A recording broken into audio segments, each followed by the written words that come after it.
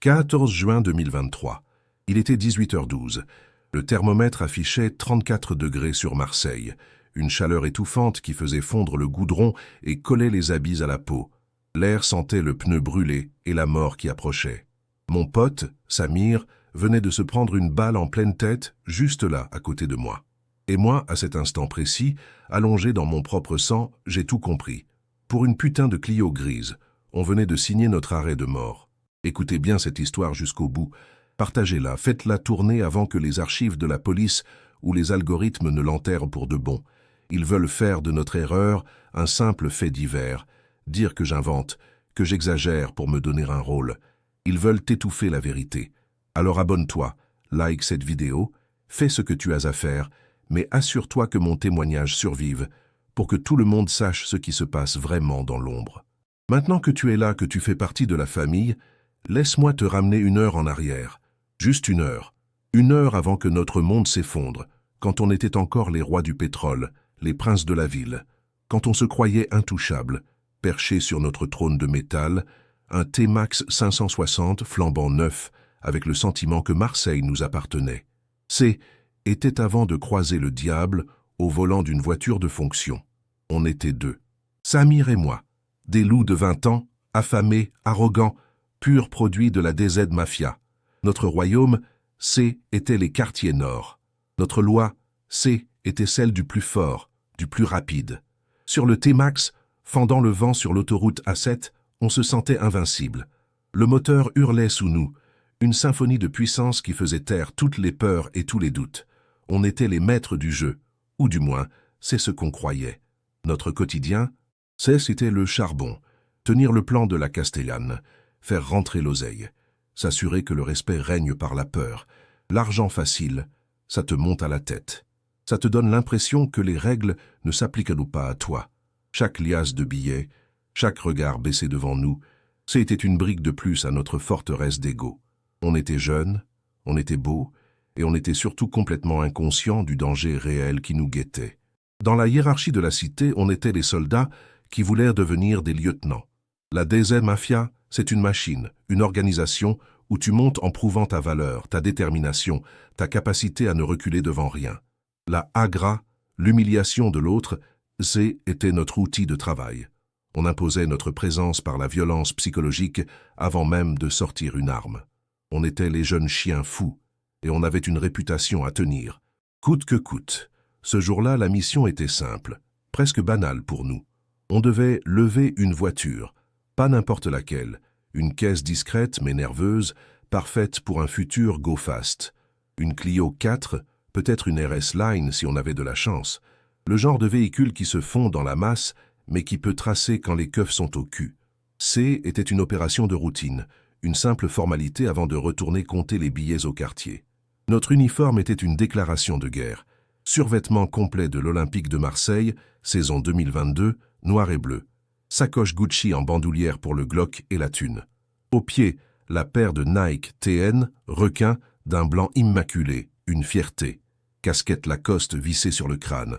On n'était pas des voleurs, on était des représentants de notre territoire. Chaque marque était un symbole de notre réussite, une insulte à la S qu'on avait fui. Le T-Max 560N n'était pas juste un scooter. Était notre cheval de guerre, notre sceptre. Le bruit de son moteur à Krapovic était notre cri de ralliement, une signature sonore qui annonçait notre arrivée et semait la panique. Sur cet engin, on était plus rapide que la police, plus agile que n'importe quelle voiture. Il nous donnait un sentiment de supériorité totale, une illusion de contrôle absolu sur l'asphalte et sur la vie des autres. Était notre plus grande force et notre plus grande faiblesse. On s'est posté à un rond-point stratégique, près du chemin de la Madragueville, un endroit parfait pour observer le flux de voitures sans se faire remarquer. Le soleil de fin d'après-midi cognait fort, l'air était lourd, vibrant de chaleur. On attendait, patients comme des prédateurs à l'affût, scannant chaque véhicule, cherchant la proie idéale. On avait tout notre temps, le monde tournait à notre rythme.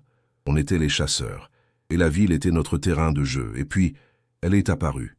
Une Renault Clio 4 grise, banale à en mourir, le genre de voiture que tu ne remarques même pas. Au volant, un seul homme, un gadjo lambda, la quarantaine bien tassée, l'air fatigué. La fenêtre côté conducteur était entr'ouverte à cause de la chaleur, une invitation. Il avait le profil parfait, un père de famille, un daron qui rentre du boulot, probablement plus préoccupé par ses factures que par le danger qui l'entourait. Je me suis tourné vers Samir, un sourire carnassier aux lèvres. « Wesh, regarde-moi ce client. C'est cadeau du ciel, Kay. » On n'a même pas eu besoin de beaucoup parler. Un regard a suffi. Le plan était évident, limpide. On allait lui faire la totale, propre et rapide. Il allait nous donner les clés avec le sourire, et peut-être même un « merci » de l'avoir laissé en vie. L'arrogance nous rendait aveugles et stupides. Le plan était d'une simplicité enfantine, testé et approuvé. Samir allait bloquer la route avec le T-Max, se mettant en travers pour forcer la Clio à l'arrêt. Pendant ce temps, je descendrais, je ferais le tour et je mettrais la pression avec le Glock. 20 secondes, pas plus. Juste le temps de lui faire comprendre qu'il n'avait pas le choix. Dans nos têtes, la scène était déjà terminée. Ça va être facile, on se répétait. Tout dans son apparence nous confortait dans notre analyse. Son polo gris anonyme, son jean usé, son visage marqué par une vie de travail. Il n'avait rien d'un guerrier. Il était l'incarnation du citoyen moyen, la victime idéale pour notre démonstration de force, pour notre agra quotidienne. On allait le plier en deux, prendre sa voiture et le laisser sur le bord de la route, tremblant et humilié. Était juste un autre jour au bureau pour nous. Le moment est venu. Un signe de tête. Samir a mis un coup de gaz. Le bruit du T-Max a déchiré le silence de l'après-midi. L'adrénaline a commencé à monter, ce mélange familier de peur et d'excitation qui précède l'action.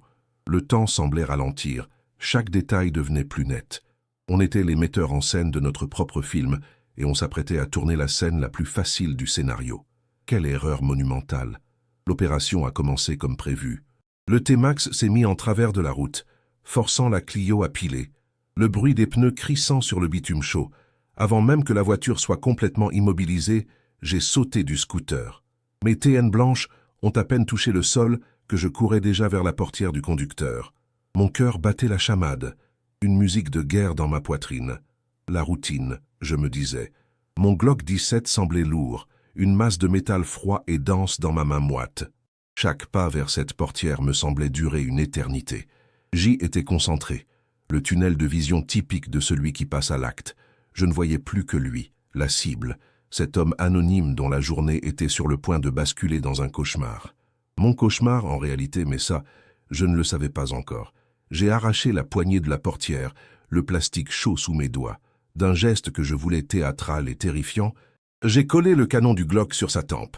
Les mots sont sortis de ma bouche, un torrent de haine et de menaces répétés des dizaines de fois devant le miroir. Je voulais voir la peur dans ses yeux, je voulais qu'il sente l'odeur de la mort que je lui présentais. « Sors! Sors de la voiture, fils de pute! Pose les clés sur le toit et tire-toi sans te retourner. » Ma voix était rauque, déformée par l'adrénaline. J était le monstre, le grand méchant loup. Je tenais sa vie au bout de mon doigt. Et ce sentiment de toute puissance était comme une drogue dure. Je savourais déjà sa panique, ses supplications. Mais rien ne s'est passé comme prévu. Sa réaction a été un court-circuit dans mon cerveau. Il n'y a eu aucun sursaut, aucun cri de panique, pas même un tremblement. Rien. Il n'a pas regardé le canon de mon arme pressé contre sa peau. Il a levé les yeux et m'a regardé, droit dans les yeux. Et ce que j'y ai vu m'a glacé le sang. Ce n'était pas de la peur, c'était de l'analyse. Une évaluation froide et clinique de la situation. Un calme glacial émanait de lui, une aura de tranquillité si anormale qu'elle en devenait terrifiante. Était comme crier dans une pièce insonorisée. Ma menace, mon agressivité, tout mon cinéma se heurtait à un mur de sérénité impénétrable. Il a levé les mains très lentement, paumes ouvertes, un geste universel de reddition qui, chez lui, ressemblait à une préparation, à une mise en condition avant le combat. Pour la première fois de ma vie de petit caïd, j'ai senti le doute, une fissure dans mon armure d'arrogance, une simple goutte de sueur, froide malgré la fournaise, a roulé le long de ma tempe. Son regard ne me quittait pas. Il scannait ma posture, ma façon de tenir l'arme, le tremblement à peine perceptible de ma main. Il n'était pas la victime. Il était en train de lire en moi comme dans un livre ouvert. Derrière, sur le T-Max, Samir s'impatientait. Il a donné un petit coup de gaz, un signal pour que j'accélère. Il ne voyait que le dos d'un homme qui obéissait. Il ne pouvait pas voir ce regard, ce calme mortel qui me paralysait. J était piégé dans ce face-à-face silencieux, comprenant instinctivement que cet homme avait connu une violence bien plus réelle, bien plus pure que nos misérables agressions de parking. Mon cerveau hurlait que quelque chose n'allait pas. C était un piège. Ce N n'était pas un daron, pas un mouton égaré. La hiérarchie naturelle, celle du prédateur et de la proie, venait de s'inverser sous mes yeux. L'instinct de survie me criait de fuir, de laisser tomber.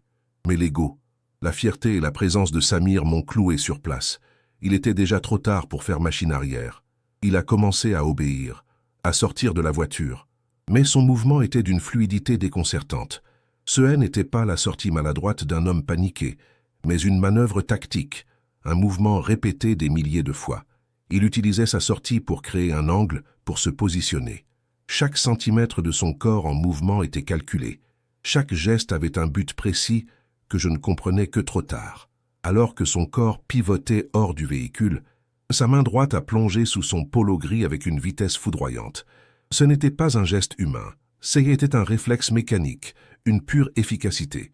Je n'ai même pas eu le temps de réajuster ma visée, de comprendre ce qui se passait. Le monde a basculé en une fraction de seconde. Il n'y avait plus de dialogue, seulement l'action dans sa forme la plus brutale. Le son a explosé dans le silence de l'après-midi. Un bang, sec, net, professionnel. Pas le clac-clac-clac d'une calage qui arrose, mais la détonation chirurgicale d'un expert. C'était le son de la fin du jeu, le son de quelqu'un qui ne rate jamais sa cible. Un son qui a instantanément mis fin à notre règne illusoire sur ce bout de bitume marseillais. J'ai vu la tête de Samir basculer en arrière, comme s'il avait été frappé par un point invisible. Un petit trou noir est apparu sur la visière de son casque, pile entre les deux yeux. Il s'est affalé sur le guidon du T-Max sans un bruit, son corps devenant une masse inerte. La vie l'a quitté en un instant, sous mes yeux, et je n'ai rien pu faire.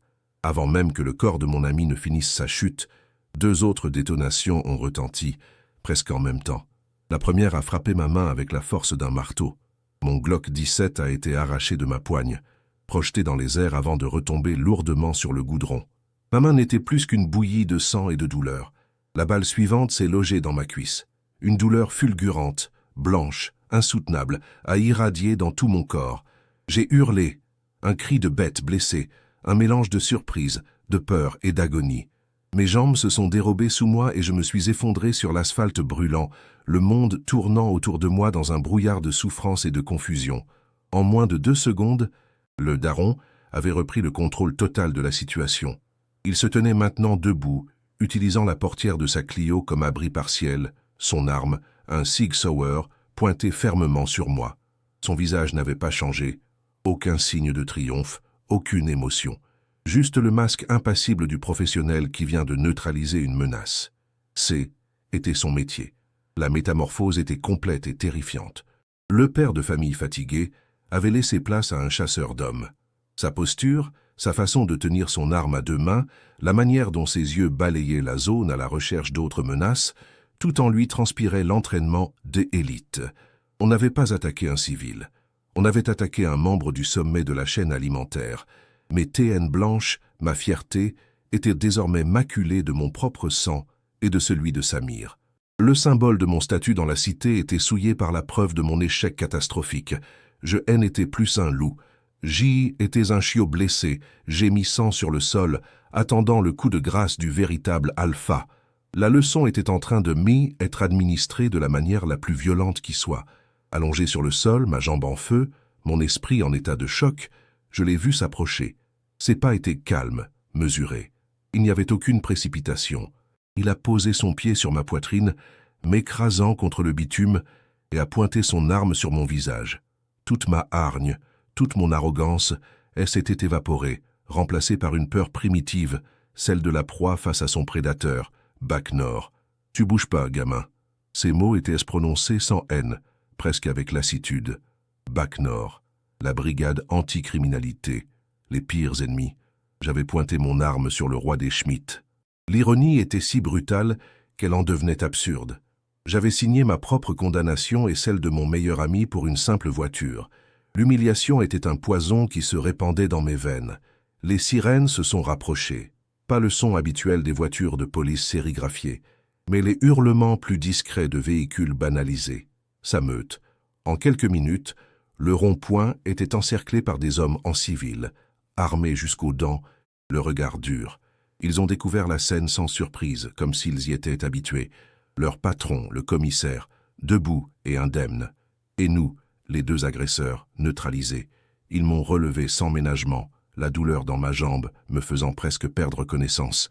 Ils m'ont menotté, les mains dans le dos, et m'ont plaqué le visage contre le capot de la Clio, ce putain de tombeau gris. Le roi de la cité, le jeune loup qui faisait trembler tout le quartier, n'était plus qu'un miskin ensanglanté, humilié devant l'élite des flics de Marseille. La chute était vertigineuse. Aujourd'hui, 7 ans plus tard, j'y écris ces lignes depuis ma cellule, à la prison des Baumettes. La petite fenêtre ne me montre qu'un mur de béton gris, mais je peux encore sentir la chaleur de ce soleil de juin sur ma peau. Le soleil de Marseille, qui avant était synonyme de liberté et de puissance, ne fait maintenant que souligner l'ombre des barreaux sur le sol de ma cage. J'ai pris 15 ans pour vol à 14 juin 2023. Il était 18h12. Le thermomètre affichait 34 degrés sur Marseille, une chaleur étouffante qui faisait fondre le goudron et collait les habits à la peau. L'air sentait le pneu brûlé et la mort qui approchait. Mon pote, Samir, venait de se prendre une balle en pleine tête, juste là, à côté de moi. Et moi, à cet instant précis, allongé dans mon propre sang, j'ai tout compris. Pour une putain de Clio grise, on venait de signer notre arrêt de mort. Écoutez bien cette histoire jusqu'au bout. Partagez-la. Faites-la tourner avant que les archives de la police ou les algorithmes ne l'enterrent pour de bon. Ils veulent te faire de notre erreur un simple fait divers, dire que j'invente, que j'exagère pour me donner un rôle. Ils veulent étouffer la vérité. La version officielle est toujours plus propre et lisse. Alors abonne-toi, like cette vidéo, fais ce que tu as à faire, mais assure-toi que mon témoignage survive. Maintenant que tu es là, que tu fais partie de la famille, laisse-moi te ramener 1 heure en arrière. Juste 1 heure. 1 heure avant que notre monde s'effondre, quand on était encore les rois du pétrole, les princes de la ville, quand on se croyait intouchable, perché sur notre trône de métal, un T-Max 560 flambant neuf, avec le sentiment que Marseille nous appartenait. Était avant de croiser le diable au volant d'une voiture de fonction. On était deux, Samir et moi, des loups de 20 ans, affamés, arrogants, purs produits de la DZ Mafia. Notre royaume, était les quartiers nord. Notre loi, était celle du plus fort, du plus rapide. Sur le T-Max, fendant le vent sur l'autoroute A7, on se sentait invincible. Le moteur hurlait sous nous. Une symphonie de puissance qui faisait taire toutes les peurs et tous les doutes. On était les maîtres du jeu, ou du moins, c'est ce qu'on croyait. Notre quotidien, était le charbon. Tenir le plan de la Castellane, faire rentrer l'oseille, s'assurer que le respect règne par la peur. L'argent facile, ça te monte à la tête. Ça te donne l'impression que les règles ne s'appliquent pas à toi. Chaque liasse de billets, chaque regard baissé devant nous, ça c'était une brique de plus à notre forteresse d'ego. On était jeunes, on était beaux, et on était surtout complètement inconscients du danger réel qui nous guettait. Dans la hiérarchie de la cité, on était les soldats qui voulaient devenir des lieutenants. La DZ Mafia, c'est une machine, une organisation où tu montes en prouvant ta valeur, ta détermination, ta capacité à ne reculer devant rien. La agra, l'humiliation de l'autre, était notre outil de travail. On imposait notre présence par la violence psychologique avant même de sortir une arme. On était les jeunes chiens fous et on avait une réputation à tenir, coûte que coûte. Ce jour-là, la mission était simple, presque banale pour nous. On devait lever une voiture. Pas n'importe laquelle. Une caisse discrète mais nerveuse, parfaite pour un futur go fast. Une Clio 4, peut-être une RS Line si on avait de la chance. Le genre de véhicule qui se fond dans la masse, mais qui peut tracer quand les keufs sont au cul. C'était une opération de routine, une simple formalité avant de retourner compter les billets au quartier. Notre uniforme était une déclaration de guerre. Survêtement complet de l'Olympique de Marseille, saison 2022 noir et bleu. Sacoche Gucci en bandoulière pour le Glock et la thune. Au pied, la paire de Nike TN requin d'un blanc immaculé, une fierté. Casquette Lacoste vissée sur le crâne. On n'était pas des voleurs, on était des représentants de notre territoire. Chaque marque était un symbole de notre réussite, une insulte à la S qu'on avait fui. Le T-Max 560N n'était pas juste un scooter, C était notre cheval de guerre, notre sceptre. Le bruit de son moteur à Krapovitch était notre cri de ralliement, une signature sonore qui annonçait notre arrivée et semait la panique. Sur cet engin, on était plus rapide que la police, plus agile que n'importe quelle voiture. Il nous donnait un sentiment de supériorité totale, une illusion de contrôle absolu sur l'asphalte et sur la vie des autres. C était notre plus grande force et notre plus grande faiblesse. On s'est posté à un rond-point stratégique, près du chemin de la Madragville, un endroit parfait pour observer le flux de voitures sans se faire remarquer. Le soleil de fin d'après-midi cognait fort. L'air était lourd, vibrant de chaleur. On attendait, patient comme des prédateurs à l'affût, scannant chaque véhicule, cherchant la proie idéale. On avait tout notre temps, le monde tournait à notre rythme. On était les chasseurs et la ville était notre terrain de jeu. Et puis, elle est apparue. Une Renault Clio 4 grise, banale à en mourir. Le genre de voiture que tu ne remarques même pas. Au volant, un seul homme, un gadjo lambda, la quarantaine bien tassée, l'air fatigué. La fenêtre côté conducteur était entr'ouverte à cause de la chaleur, une invitation.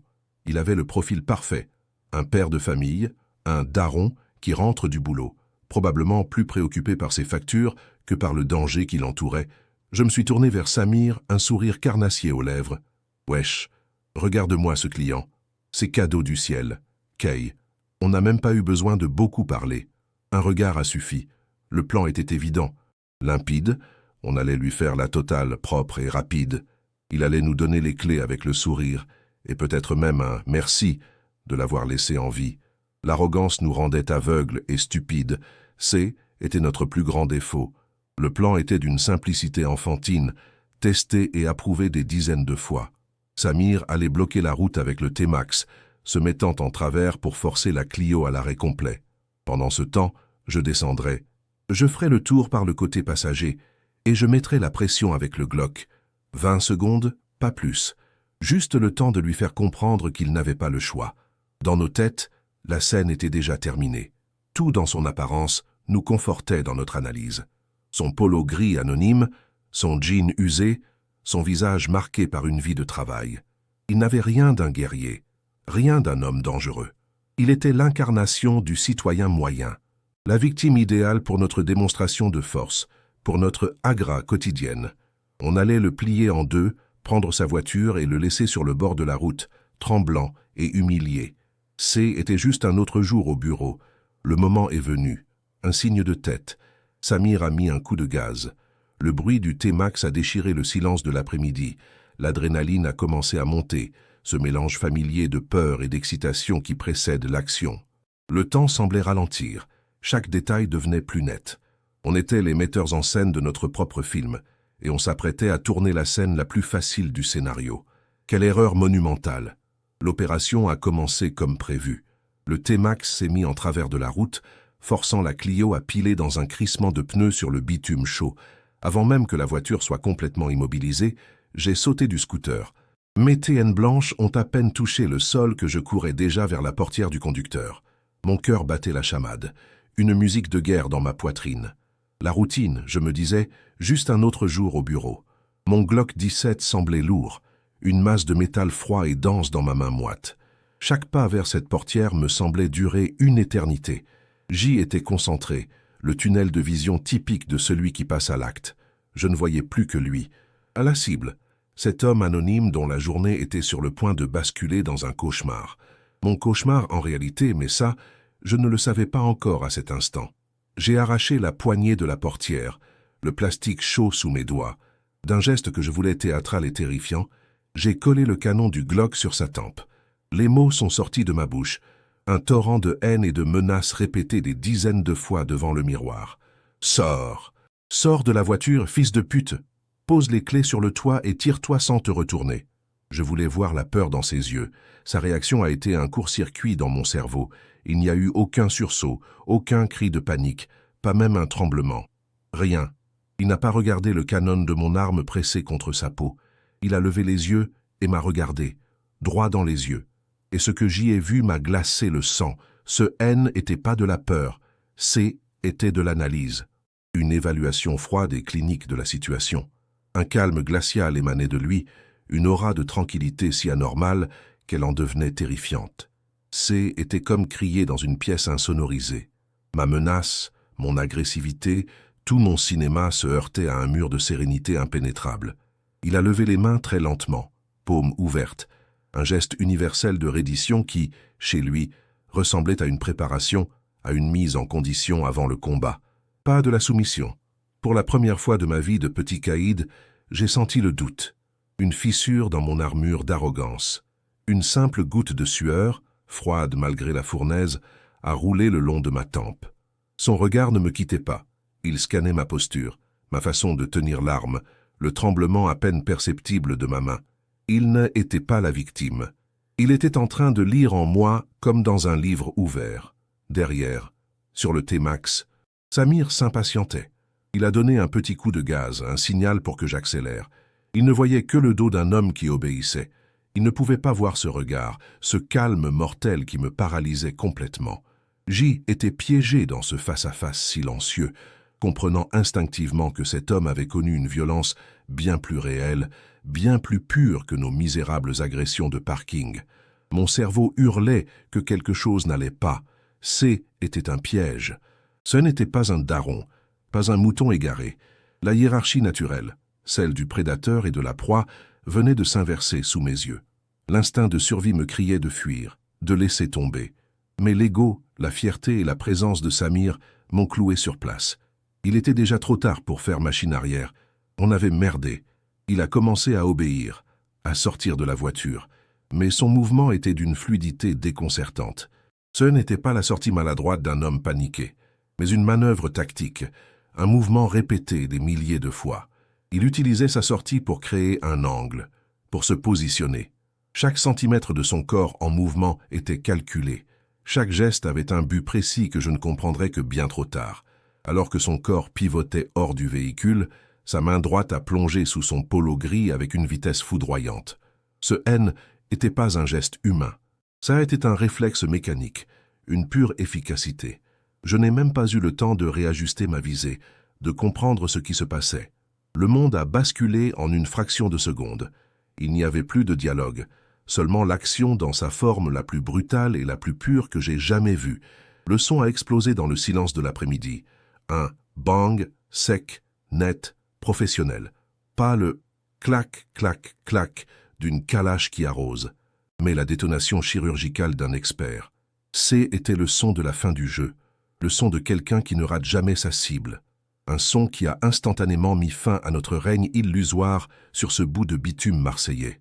C était le bruit de la vraie violence, pas de notre cinéma de rue. J'ai vu la tête de Samir basculer en arrière, comme s'il avait été frappé par un poing invisible. Un petit trou noir est apparu sur la visière de son casque, pile entre les deux yeux. Il s'est affalé sur le guidon du T-Max, sans un bruit, son corps devenant une masse inerte. La vie l'a quitté en un instant, sous mes yeux, et je n'ai rien pu faire, paralysé par le choc et l'incompréhension totale de la scène.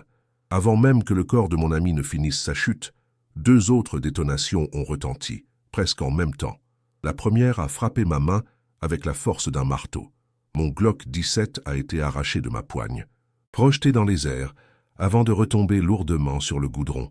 Ma main n'était plus qu'une bouillie de sang et de douleur, une douleur si intense que j'ai cru qu'on me l'avait arrachée.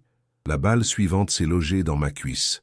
Une douleur fulgurante, blanche, insoutenable, a irradié dans tout mon corps. J'ai hurlé, un cri de bête blessée, un mélange de surprise, de peur et d'agonie.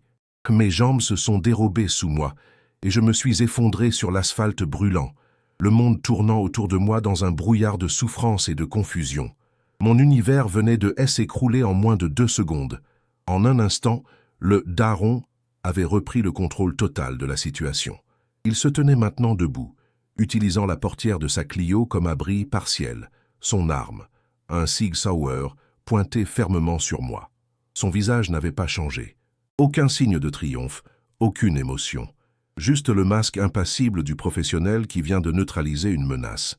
Ce N n'était pas de la haine. C était juste son métier.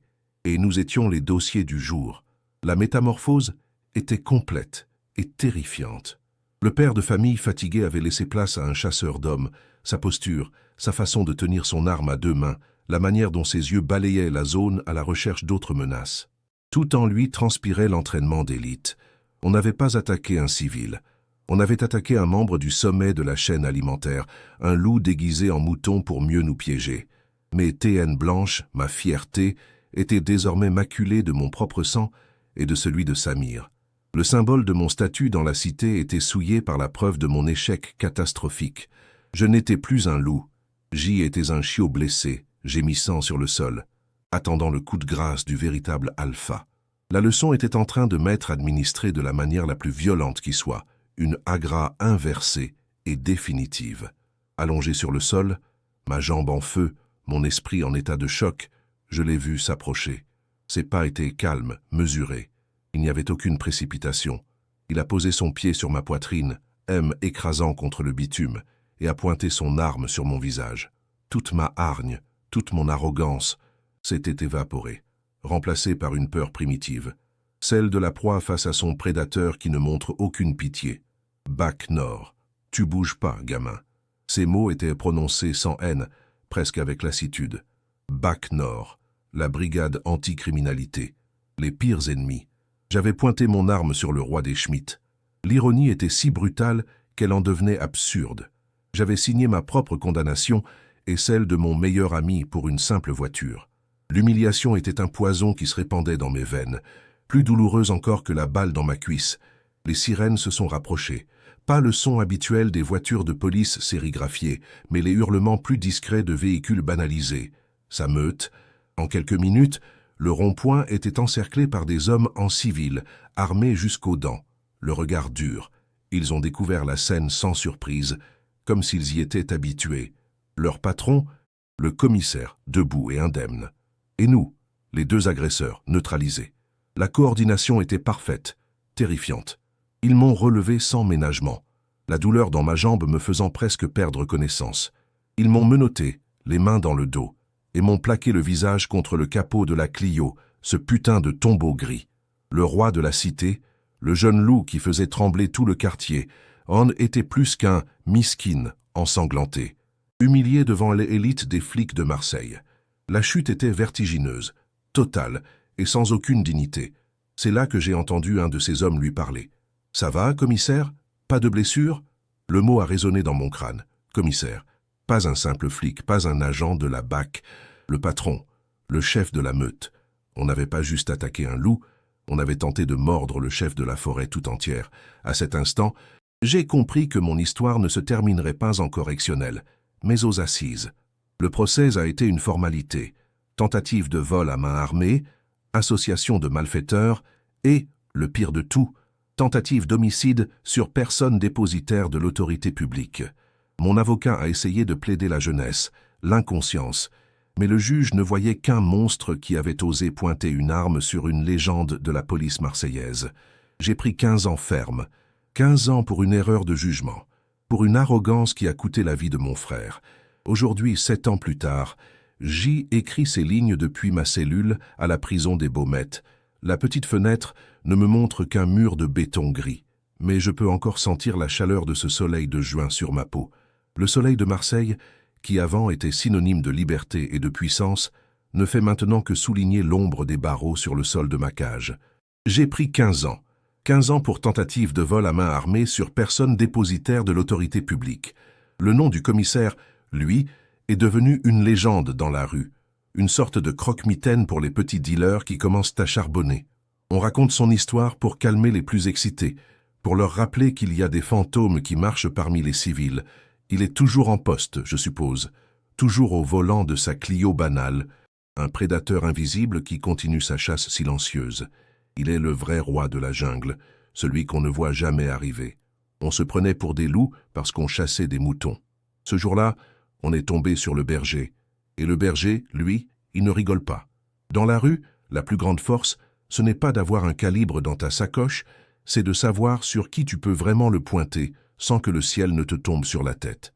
On a fait une erreur de casting, une erreur de lecture. Et dans ce jeu, il n'y a pas de deuxième prise. Tout ce qui me reste, c'est le souvenir du visage de Samir, le poids de sa mort sur ma conscience et cette douleur dans la cuisse qui se réveille les nuits de pluie. J était un roi d'un jour, un prince de l'asphalte, mais la rue a une hiérarchie, une chaîne alimentaire impitoyable. On a voulu sauter une étape. On s'est cru plus haut que ce qu'on était.